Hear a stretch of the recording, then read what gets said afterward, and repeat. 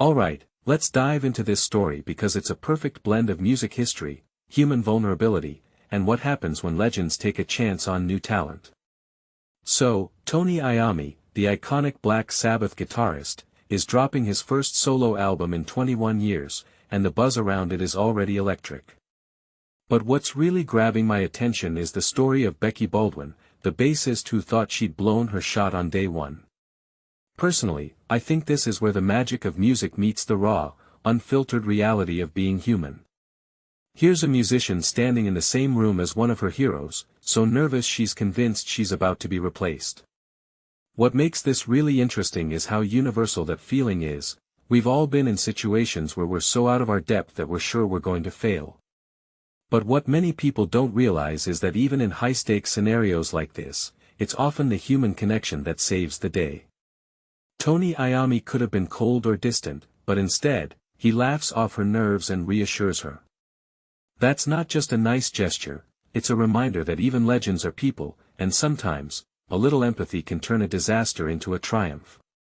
Now, let's talk about Becky's role in this. She wasn't Iommi's first choice. He initially wanted Geezer Butler, his longtime Black Sabbath bandmate. But life got in the way, and Iommi had to pivot. This is where things get fascinating. Iommi didn't just pick Becky because she was available, he chose her because she plays in Geezer's style. From my perspective, this is a masterclass in understanding what a project needs. Iommi wasn't looking for someone to reinvent the wheel, he wanted continuity, a sound that felt familiar yet fresh. And Becky delivered.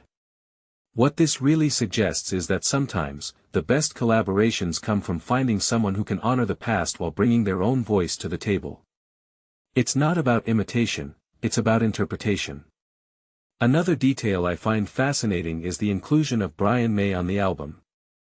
This isn't just a random guest feature, it's a continuation of a decades-long friendship and musical partnership. If you take a step back and think about it, this album is a testament to the relationships Iommi has built over the years. It's not just about the music, it's about the people.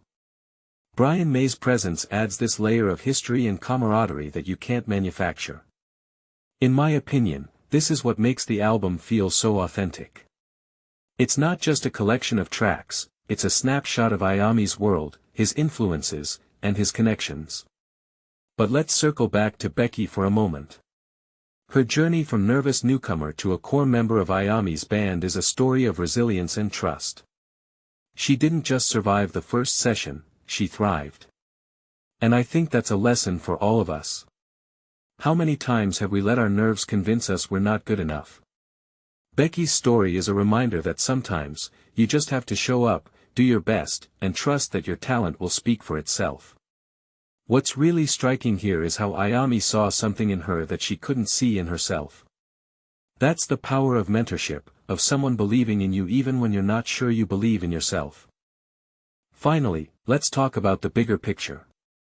This album, From the Dark, isn't just a solo project, it's a statement. It's Iommi saying, I'm still here, I'm still creating, and I'm still pushing boundaries. And he's doing it with a lineup that feels both familiar and new. Becky Baldwin, Carl Brazil, Jorn Land, these aren't just session musicians, they're a band. And that's what makes this project so compelling. It's not just about the music, it's about the people making it. This raises a deeper question: what does it mean to be a band in 2023? Is it about shared history, or is it about shared vision? Personally, I think it's both. And From the Dark feels like a perfect example of that. So, as we wrap up, I'm left thinking about the power of second chances, the importance of relationships, and the magic that happens when legends take a chance on new talent. Becky Baldwin thought she'd lost her shot, but instead, she found her place in music history. And Tony Iommi? He reminded us all why he's a legend. Not just because of his music, but because of how he treats the people around him. So, here's my question for you. Who's someone in your life who believed in you when you didn't believe in yourself? Let me know in the comments. Until next time, keep listening, keep feeling, and keep making those connections. Peace out.